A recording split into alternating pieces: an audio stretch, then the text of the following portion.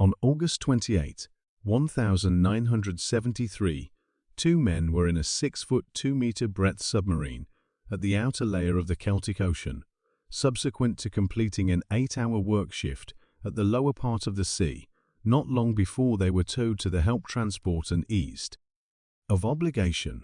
The tow line became caught with the rearward hardware circle, making the sub leak water and plunge to the sea depths 1,575 feet, 480 meters. Underneath this is the narrative of the Pisces 3 jump debacle, a Canadian business subnamed Pisces 3 was working off of the coast of Ireland on August 29, 1973. The Pisces 3 is 6 feet 2 meters in distance across and holds 2 individuals. The sub was worked by Global Hydrodynamics of North Vancouver, English Columbia, perform plunges and to perform work in it. Investigate the profundities of the sea. The Pisces 3 had been sent off in 1969 and was bought by Vickers Maritime in 1971. Initially, the sub was worked with tail blades anyway. When the sub was bought by Vickers Maritime, the tail balances were taken out to increment mobility. During testing in 1971, the Pisces III, directed by Peter Mesavy of Vickers Maritime, sank. The Pisces and Peter Mesavy were safeguarded by the Canadian Protection Service. The strategies were rectified, and the sub was placed into procedure on August 29, 1973. The sub was guided by Roger Chapman, a 28-year-old previous illustrious naval force submariner, and Roger Mallinson, a 35-year-old specialist. The two men were incredibly experienced. Chapman and Mallinson were working the submarine to lay overseas phone link on the seabed. This was a normal jump in the event that a plunge at 1,600 feet, 488 meters, can be viewed as standard. This was the 325th jump of the Pisces 3. It had shown to be a truly solid submarine. Their occupation was to lay the phone link 150 miles, 240 kilometers southwest of Stopper. The whole of this occupation was to require 20 days working 8-hour shifts at 1:15 am. Chapman and Mallinson dropped for about 40 minutes to the sea depths. The Pisces 3 had water siphons and planes that would melt the mud on the ocean bottom. They would utilize these planes to condense the mud, lay the link, and afterward utilize the planes again to cover the link on the seafloor.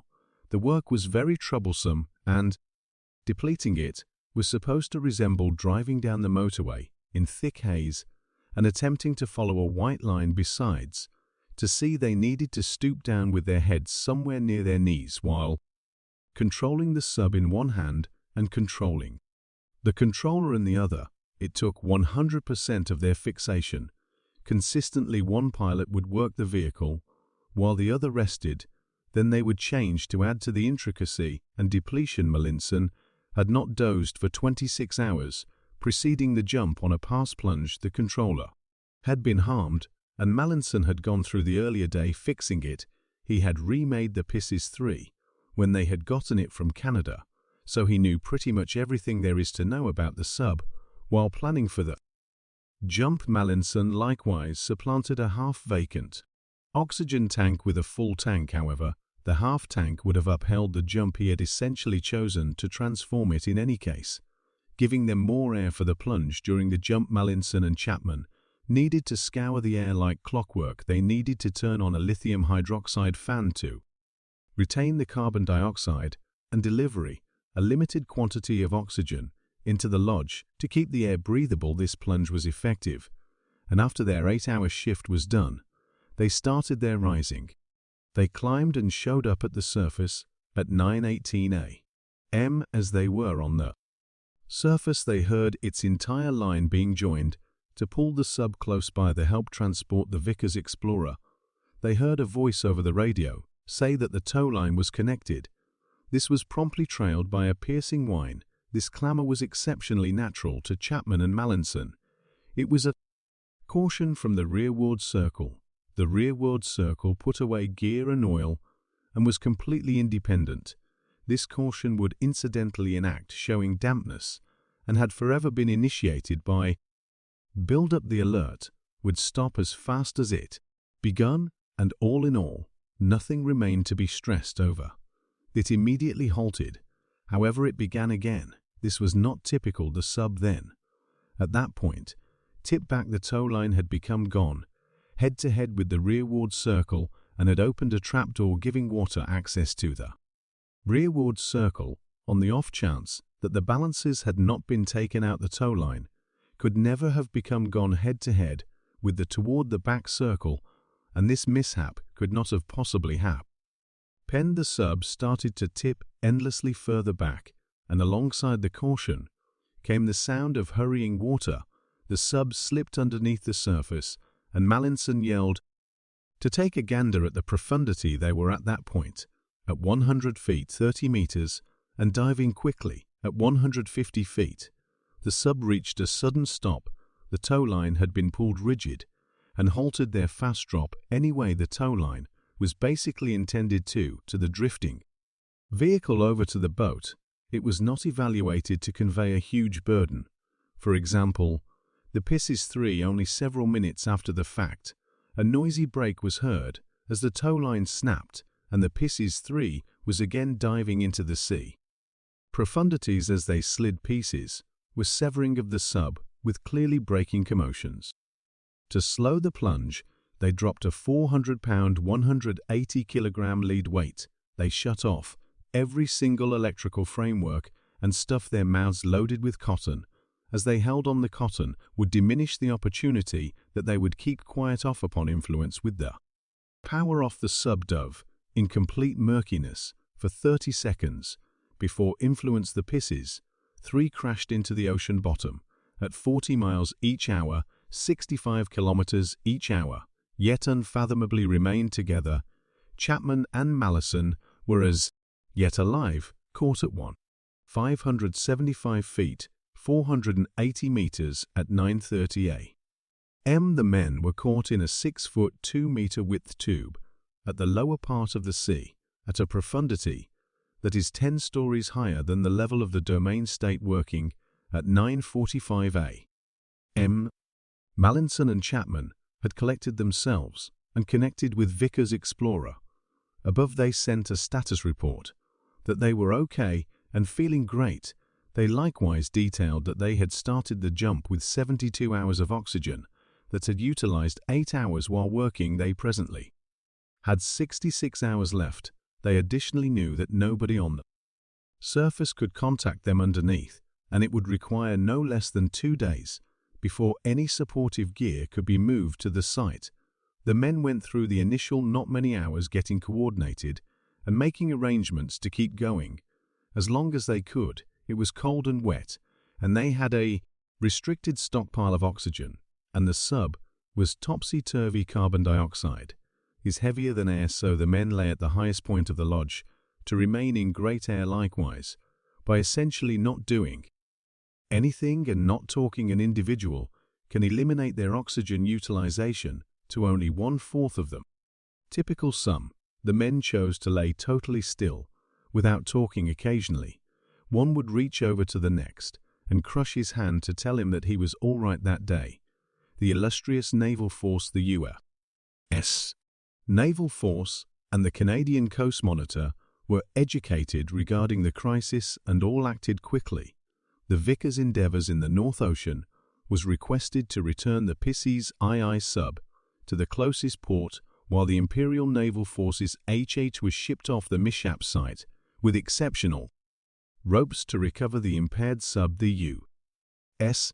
Naval Force dispatched the sub Ben 3 to the site. The Ben 3 was intended to get bombs and was stacked on board the John Cabot, a Canadian Coast Watch boat, and they advanced toward the mishap site the following day. On Thursday, August 30, the 33rd transport, the Vickers Explorer, stacked the Pisces 2 and the Pisces 5 in stopper at 8 a.m.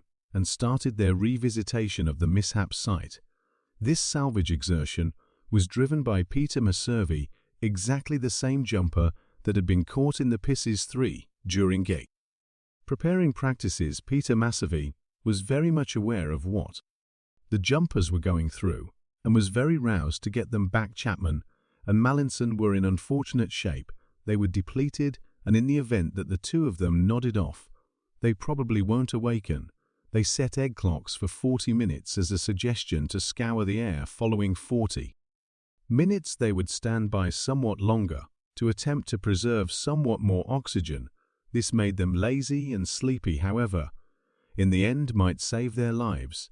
They likewise just had one sandwich and one container of lemonade, yet they would have rather not eaten them. They started contemplating their families. Chapman was 28 and had recently gotten hitched. He pondered his better half and the future that she could have without him. Mallinson then again was 35 and was hitched with 4 small kids. He considered how they would be on the off chance that he didn't return on Friday, August 31, as the Pisces 2 was quick to endeavor a salvage at 2 o'clock and the sub plunged with a polypropylene rope connected to a folding snap snare. Anyway, the lightness of the rope made the rope be torn from the controller, harming the Pisces as well. The following endeavor was performed by the Pisces 5 again, with a polypropylene line and snap snare, yet this time the sub came to the base anyway. The Pisces 3 had arrived in a channel and was scarcely apparent on the ocean bottom. The Pisces 5 looked until the power was low and needed to get back to the surface, not finding the Pisces 3, and the men at 1 o'clock that midday. On the Pisces 5 second plunge the men were found. The Pisces 5 endeavored to connect the rope, however again, due to the lightness of the rope the sub couldn't to connect it. The Pisces excessively again slid, however during drop water overwhelmed the circle, and the Pisces 2 again needed to get back to the surface. During these endeavors, the Canadian John Cabot showed up with the U.S. Bend 3. Anyway, it was before long found that the Bend 3 had an electrical issue and couldn't send off. Soon after 12 p.m., the Pisces 5 got back to the surface to join the other 2 debilitated subs, with all that turning out badly. As of now, expect Chapman and Mallinson was nearly gone. They had now been in the sub for longer than 72 hours.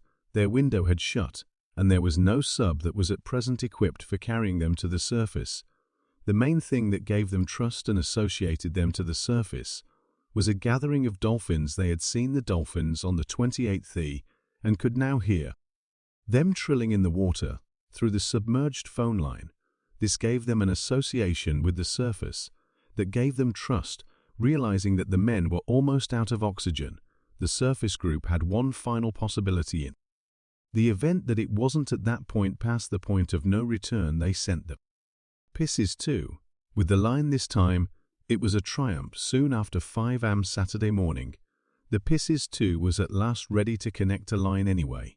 The line had been joined to the rearward circle. Mallinson realized that the rearward circle was a powerless piece of the sub and truly questioned that it would have the option to help the weight. Peter Miservi wouldn't take any risks with a solitary line, so he didn't endeavor to raise the sub with the single line. At 9:40 a.m. Bend 3 slid and fixed a second line to the rearward circle when the subsequent line was appended.